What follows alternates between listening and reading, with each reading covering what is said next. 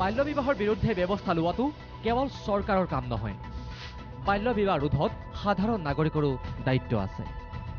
সোমবাৰে নতুন দিল্লীত সত্যাৰ্থী সংগঠনৰ উদ্যোগত অনুষ্ঠিত বাল্য বিবাহ মুক্ত ভাৰত শীৰ্ষক এক ৰাষ্ট্ৰীয় পৰ্যায়ৰ আলোচনা চক্ৰত অংশগ্ৰহণ কৰি এই মন্তব্য কৰে শান্তিৰ নোবেল বঁটা বিজয়ী তথা শিশু অধিকাৰ কৰ্মী কৈলাশ সত্যাৰ্থীয়ে।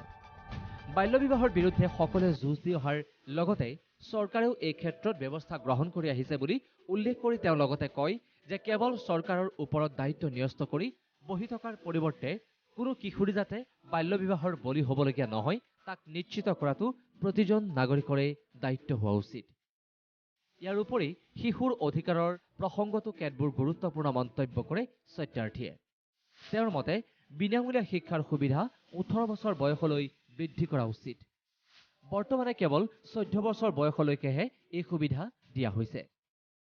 আনহাতে অসম চৰকাৰে বাল্য বিবাহৰ ক্ষেত্ৰত গ্ৰহণ কৰা ব্যৱস্থা সম্পৰ্কতো মন্তব্য কৰে তেওঁ। সত্যাৰ্থীয়ে লগতে কয় যে বাল্য বিবাহৰ বিৰুদ্ধে অসম চৰকাৰে ব্যৱস্থা গ্ৰহণ কৰা সংশ্লিষ্ট পৰিয়ালৰ শিশুসকলৰ অধিকাৰ আৰু সুৰক্ষাৰ দায়িত্ব ৰাজ্য চৰকাৰে গ্ৰহণ কৰা নাছিল। বিষয়টোক লৈ ইতিমধ্যে মুখ্যমন্ত্ৰী হিমন্ত বিশ্ব শৰ্মাৰ সৈতেও আলোচনা কৰা বুলি সত্যাৰ্থীয়ে জানিবলৈ দিয়ে।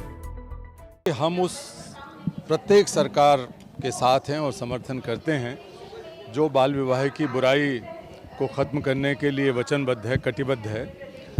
और वो चाहे एक पार्टी की सरकार हो, एक प्रदेश की सरकार हो या किसी भी प्रदेश या पार्टी की सरकार हो, हम लोग सरकार और समाज को मिलाकर बाल विवाह का अंत करना चाहते हैं कि ये जो बच्चियां हैं और उनके बच्चे हैं जिनकी ज़बरदस्ती शादी करा दी गई थी, उनके पुनर्वास और उनकी देखरेख का जिम्मा सरकार ले और हम भी उसमें अगर कोई मदद कर सकते हैं तो ज़रूर करेंगे। আলোচনা চক্ৰ মুকলি কৰি কেন্দ্ৰীয় মহিলা আৰু শিশু উন্নয়ন মন্ত্ৰী স্মৃতি ইৰাণীয়ে কৈলাশ সত্যাৰ্থীয়ে শিশুৰ অধিকাৰক লৈ কৰি অহা কাম কাজৰ প্ৰশংসা কৰি কয় যে সম্প্ৰতি সামাজিক ক্ষেত্ৰত কিমানজন কৈলাশ সত্যাৰ্থীক গঢ় দিব পৰা যায় সেয়াহে বিশেষভাৱে লক্ষণীয়।